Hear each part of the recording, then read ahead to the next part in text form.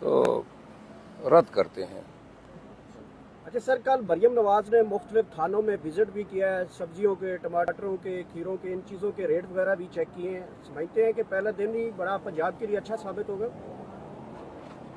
بس یہ پہلے دن ہی تانے کا چکر کاٹنے سے کاش اس کو احساس ہو کہ پنجاب میں پولیس کیا کرتی پھر رہی ہے۔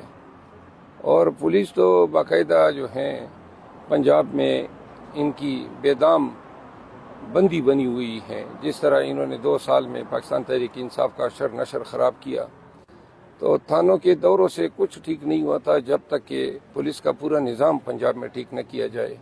یہ صدیوں پرانا نظام ہے اور پنجاب پریکٹیکلی ایک پولیس اسٹیٹ ہے۔ انسانی بنیادی حقوق جو ہیں ہر وقت وہاں پامال ہوتے آئے ہیں، لیکن بالخصوص جب سے ان کا دور حکومت گزشتہ 2 سال سے جاری ہے، اس میں انسانی حقوق کو بری طرح پامال کیا گیا۔ تانے کے دورے سے کچھ بھی درست نہیں ہونا ہے جب تک کہ ان کو یہ احساس نہ ہو کہ انسانی حقوق کتنی اہمیت کے عامل ہیں۔ اچھا مروت صاحب بتائیے گا کہ عظمہ بخاری نے کل کہا ہے کہ سوشل میڈیا کے اوپر، فیس بک کے اوپر، ٹویٹر کے اوپر کوئی بھی ہمارے اوپر تنقید کرے گا تو یہ بھی ہماری ریڈ لائن ہوگی اور ہم دیکھ لیں گے۔ بس یہ غنڈوں کی زبان ہے، پوری میڈیا کو وہ چیلنج کر رہی ہیں، پاکستان کے عوام کو چیلنج کر رہی ہے، ایسی زبان زیب نہیں دیتی ہیں۔ اور اتنی ریڈ لائنز ہیں ان کی، مریم نواز کی کرپشن ریڈ لائن بنی اور عظمہ بخاری کی مریم نواز ریڈ لائن بنی، تو لہٰذا یہ دونوں ریڈ لائن جو ہیں یہ اللہ کرے مریم نواز کو احساس ہو، اور سب سے پہلے وہ کہتے ہیں نا چیریٹی بگنز ایٹ ہوم، تو وہ کرپشن کے خلاف جنگ اپنے گھر سے ہی شروع کر لیں۔ گزشتہ روز مریم نواز نے کہا تھا کہ کل نہیں آج سے ہی کام شروع کرنا ہے، کیا کہیں گے ان کے حوالے سے؟ کیا وہ ڈیلیور کر پائیں گی؟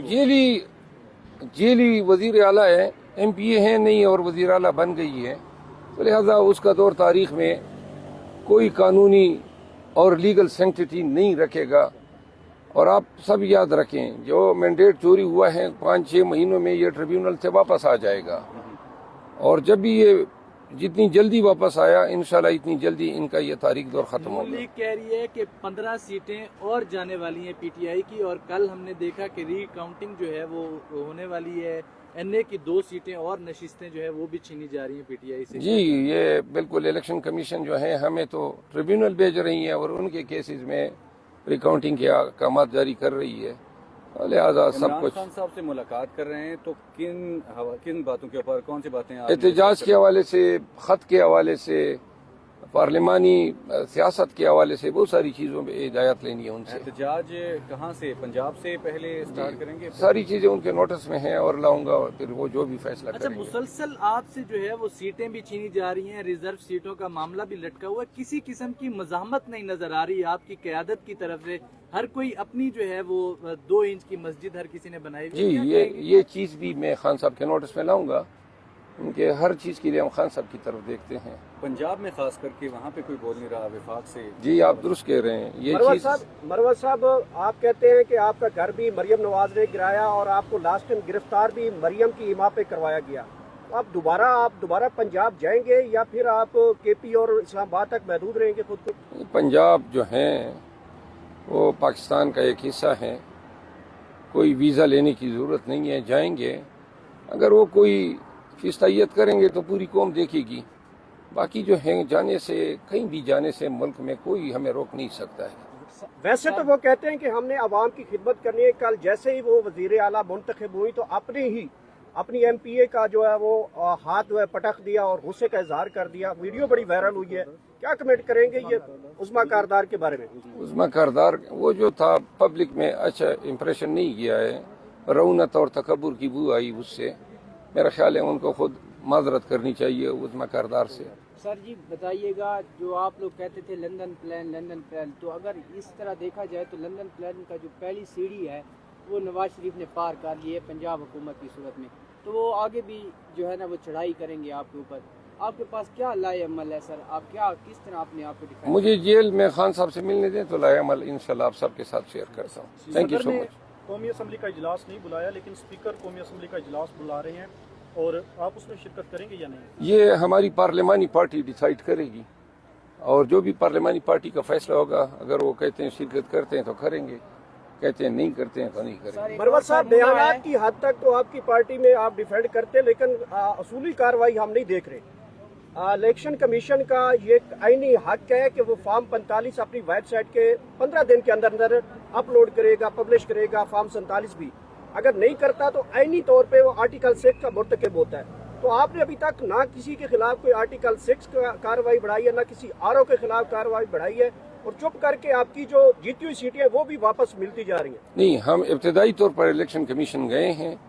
ये एक लीगल फोरम है, सेक्शन 9 के तहत इन्होंने डिसाइड करने हैं। अब फैसले आ रहे हैं, उन फैसलों को देख के हम आगे की मुनासिब कार्रवाई करेंगे। बताइए,